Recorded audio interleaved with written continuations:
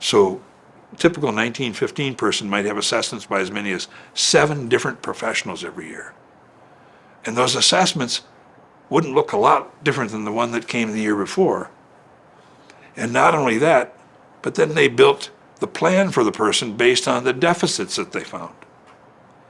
Whereas we were talking about person-centered planning and looking at things a different way. So the person who was good at math could end up being a rocket scientist or teach math or do whatever there was, right? Instead of saying, well, if you're good at math, you don't get to do math anymore. You have to work on what you can't do. Because when you find people's deficits, we say, okay, you don't brush your teeth quite correctly, or you don't do this, or you don't do that, whatever it is, depending on what your profession is. What you're taught in school is assessments, and assessments are designed to look for deficits. And once you find a deficit, you have to build a goal around it. Well, that's not what we wanted for people. You know, that might work for a new student in special ed a little bit, but it's not going to work for people who've been through it and now are adults and looking to get a life.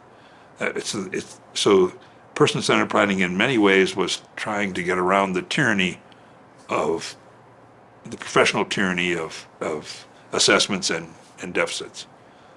And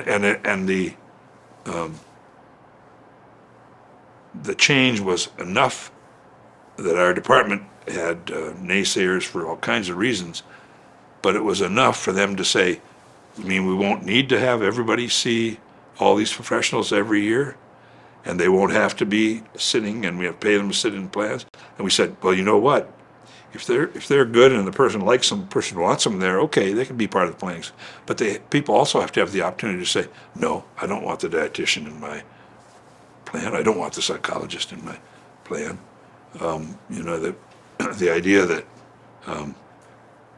people with disabilities have told me over and over again, never tell anybody what you like, because they'll take it away from you and make you earn it.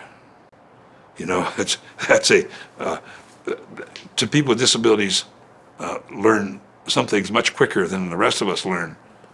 And to know that don't tell anybody you like something, because, boy, they'll take it away from you and make you have to do what they want in order to get it again.